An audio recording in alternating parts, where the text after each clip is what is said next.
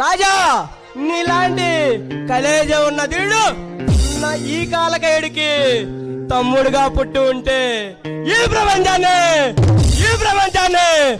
నా చేతుల్లో బంధించి ఒక బంతి ఆట ఆడేవాడిని. చూడు పుష్ప, రాజ్యాలు వేలాలంటే రాజుగా పుట్టిన అవసరం లేదు. అది మనం పుట్టగానే మన నుదుటిపై రాసి ఉంటుంది. రాజా ఎప్పటికైనా నాతో తెలుగు ఈ రాజ సమాజాన్ని నీ చేతుల్లో పెట్టి నా తర్వాత నిన్ను సామ్రాజ్యానికి సామ్రాజ్యం చేస్తా.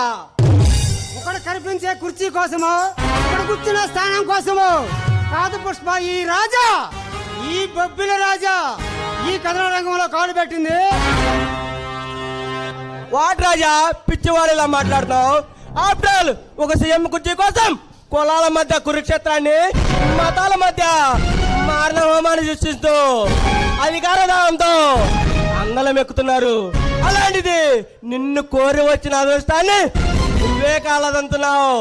ఒక్కసారి ఆలోచించు రాజా.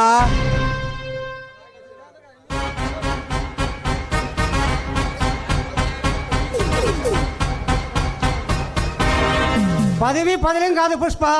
అలా అని కుర్చీలో కూర్చున్నంత మాత్రాన కింగ్ కాలేడు.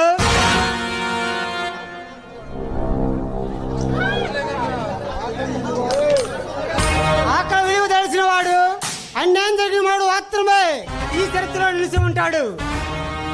ఆ చరిత్రకి నిన్ను పరిచయం చేస్తా రాజా.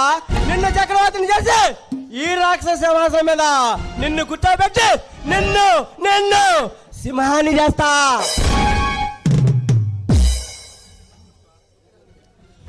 ఇంతకీ నన్ను పిలిపించిన పని ఏంటో చెప్పు పుష్ప.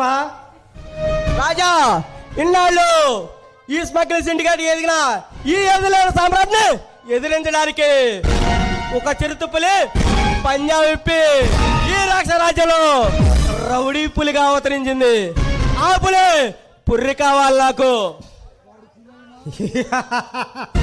వాడు పులైనా ఏక సింహమైనా ఈ రాజా, ఈ బొబ్బిలి రాజా రంగంలో దిగినంత వరకే. ఈ బొబ్బిలి రాజా రంగంలో దిగితే రక్త సేపనమే. శబాష్ రాజా. వాడు వివరం చెప్పు. తెల్లారేసరికి వాడి తల తీసుకొచ్చి కాళ్ళ దగ్గర పెడతా. శబాష్ రాజా, నువ్వు ఎంత సమర్థుడు అని నీకు ఈ పని